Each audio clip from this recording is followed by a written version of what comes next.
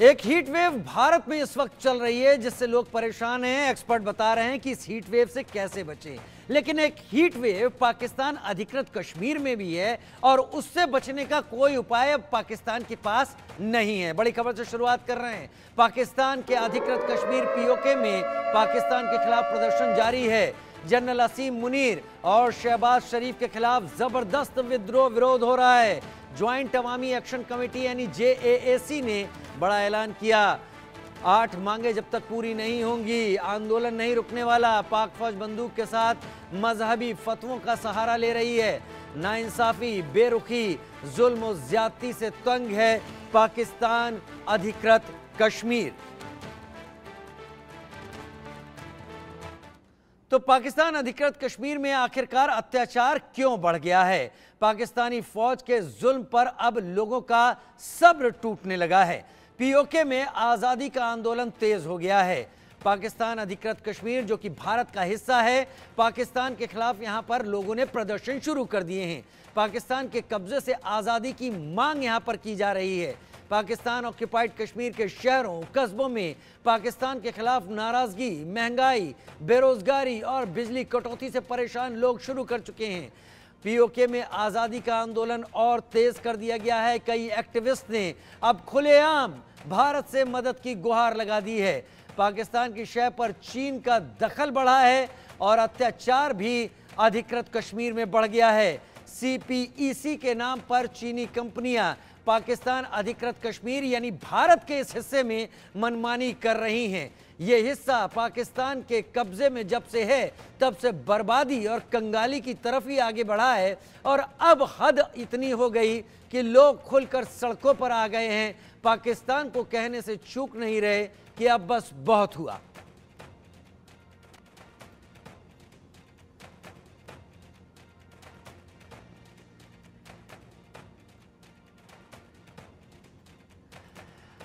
दो खास मेहमान मेरे साथ इस वक्त जुड़ गए हैं। मेजर रिटायर्ड मोहम्मद अली शाह मेरे साथ इस वक्त जुड़ रहे हैं। मेजर, बहुत स्वागत है आपका। ग्रुप कैप्टन VN झा साहब भी मेरे साथ इस वक्त जुड़ रहे हैं, आपका भी बहुत स्वागत है। ग्रुप कैप्टन VN झा, सबसे पहले आपसे मैं सवाल करते हुए, जो स्थिति इस वक्त पाक ऑक्युपाइड कश्मीर में है, भारत के राजनेता यूं ही नहीं लगातार इस बात को कह रहे थे कि अब भारत को कुछ करने की आवश्यकता नहीं बची है, अब अपने आप पाकिस्तान ऑक्युपाइड कश्मीर भारत के साथ मिलने की तैयारी करेगा। जी, कहना आसान है, होना थोड़ा सा दिक्कत वाली है। आप याद कीजिए, पाकिस्तानी फौज क्या है? ये काफ़ी दमनकारी फोर्स है, काफ़ी दमन करने वाली फौज है और इसका एक स्वरूप हमने देख लिया है ईस्ट पाकिस्तान में, पूर्वी पाकिस्तान में। जबकि बांग्लादेश आज़ाद हुआ था उससे पहले बांग्लादेश को स्ट्रगल करना पड़ा था और उसके साथ में भारत को भी बांग्लादेश का साथ देना पड़ा था और तभी ये हिस्सा जो है वो आज़ाद हो पाया था। वहाँ के लोग चैन की सांस उसके बाद ही ले पाए थे। अभी पाकिस्तान का ये हालत है कि ये जो पीओके एरिया है, यहाँ पे तो आपने वर्णन किया हुआ ही है और कल ही मैं पढ़ रहा था कि वहाँ पे बलूचिस्तान में भी कुछ ऐसी हवा चल रही है। वो किसी भी तरह से पाकिस्तान की दमनकारी नीति से निजात चाहते हैं। तो ये एक तरफ में बलूचिस्तान, दूसरी तरफ में पीओके, ये दोनों जगह में ये गतिविधियां चल रही हैं। लेकिन मुश्किल ये है कि पाकिस्तान की जो एडमिनिस्ट्रेशन है बहुत ही क्रूर है। इनको कोई फर्क नहीं पड़ता कि वो किस तरह से वो दमन करे। वहाँ के सिविलियन को दमन करेंगे ठीक उसी तरह से जैसे ईस्ट पाकिस्तान में हुआ था। तो इस तरह की चीजें अभी यहाँ पे चलेंगी और अगर हम आंख मूंद के ये समझ रहे हैं कि वो वहाँ की जो सिविलियंस हैं वो वहाँ पे विद्रोह कर देंगी और भारत के साथ में मिल जाएगी, तो ऐसा नहीं होगा। क्योंकि वहाँ पे सिर्फ पाकिस्तान ही नहीं, वहाँ पे चीन का भी वेस्टेड इंटरेस्ट है। क्योंकि जो CPEC वहाँ से जाती है उसके ऊपर में चीन की जो पूरी निर्भरता है, जितना उन्होंने इन्वेस्ट किया हुआ है, ये सब उनको वहाँ से रिटर्न चाहिए और वो रिटर्न चाहिए पाकिस्तान से।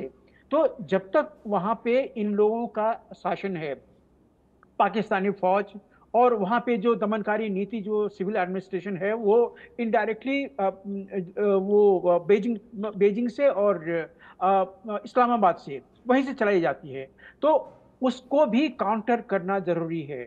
अभी ये जो आवाजें हम सुन रहे हैं कि सो एंड सो एजेंसी ने अपना आवाज उठा दिया, उन्होंने इतनी मांग रखी। देखिए, मांग रखना एक बात है और उस मांग को मानना दूसरी बात। पाकिस्तानी एडमिनिस्ट्रेशन क्या समझते हैं आप, वो उन मांगों को मांगेगी? वो तो लोगों को कत्लेआम कर देती है। और ये हमने देखा हुआ है कि वहां पे लाहौर में हो रहा है, वहां पे और जगहों पे हो रहा है। पाकिस्तानी सेना बिल्कुल कत्ल करने वाली है। और वही जो क्रूरता उनकी है, वही वहां के सिविलियंस के ऊपर में एक तरह का खौफ जमाए हुए है।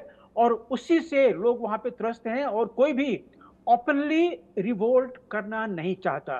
तो आने वाले दिनों में हम देखेंगे कि जिस तरह से भारत के वाले जो कश्मीर एरिया है, ये इस एरिया में जैसे डेवलपमेंट की हवा चली है, जैसे लोग यहाँ पे अब आजादी की सांस लेने लगे हैं, वो देखने लगे हैं कि यहाँ किस तरह से डेवलपमेंट का फल जो है वो सबों को, गरीबों के तबके तक आता जाता है। वो ये देखने लगे हैं कि वहाँ की जो लोकल एडमिनिस्ट्रेशन है वो किस तरह से अपना जो एडमिनिस्ट्रेशन है वो संभाल सकती है। तो ये सब कुछ वो देख रही है कि भारत वाले एरिया में हो रहा है। ठीक है sir. Major Shah, major major Shah का रुख कर लेता हूं। मेजर शाह मेरे साथ है। इससे पहले मैं बड़ी खबर का भी रुख कर लेता हूं। पीओके में अब कट्टरपंथी मुल्लाओं की भी एंट्री हो गई है। पीओके में आवाज दबाने के लिए शहबाज शरीफ ने एक नया हथकंडा अब शुरू कर लिया है। पीओके की आवाज दबाने के लिए शहबाज की एक नई चाल सामने आई है। पीओके में कट्टरपंथी मौलानाओं की रैलियां आयोजित की जाएंगी। कट्टरपंथ के जरिए आंदोलन को खत्म करने की प्लानिंग की जाएगी। इन मौलानाओं के जरिए आवाज दबाने की कोशिश। पीओके में सेना के बल पर आवाज दबाने की यह कोशिश है। सब्सिडी का लालच भी शहबाज सरकार अब दे रही है। जबरन पीओके की बसों पर लिखा जा रहा है पाकिस्तान जिंदाबाद। लेकिन पीओके के जो हाल हैं और पीओके की जो जनता है वो इस लिप सर्विस और इन चीजों से प्रभावित नहीं है।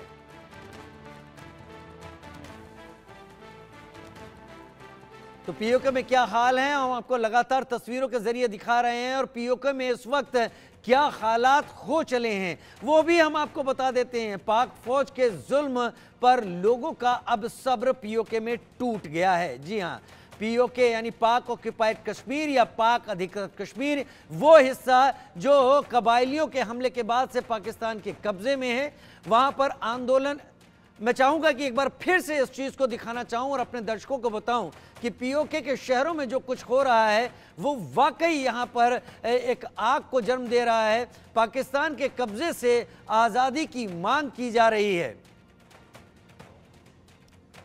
मेरे साथ मेजर मोहम्मद अली शाह इस वक्त जुड़े हुए हैं। मेजर शाह, आप भी वीएन झा साहब के जवाब से सहमत हैं या उसी से इत्तेफाक रखते हैं क्या कि उनका कहना है कि बिना दखल दिए, अब बिना भारत के आगे आए, ये चीज अंजाम पर नहीं पहुंचेगी जो बांग्लादेश का एग्जाम्पल उन्होंने दिया?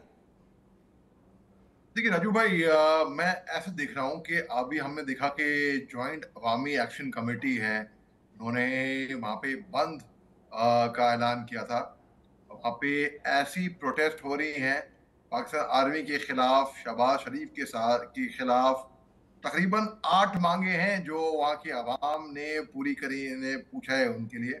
और इनकी आवाम वैसे भी ये पाकिस्तान को सपोर्ट नहीं करती। आज की एक वीडियो वायरल हुआ है, मेरे यूट्यूब चैनल पे भी है वो, अगर मेजर मोहम्मद अली शाह करके वो चैनल में आप देखेंगे, उसमें पाकिस्तान की जो बकरवाल है, उनकी जो गुजर कम्युनिटी है, उनकी जो वहाँ के रेजिडेंट्स हैं, वो शपथ ले रहे हैं कि वो इंडियन आर्मी और हिंदुस्तान को सपोर्ट करेंगे।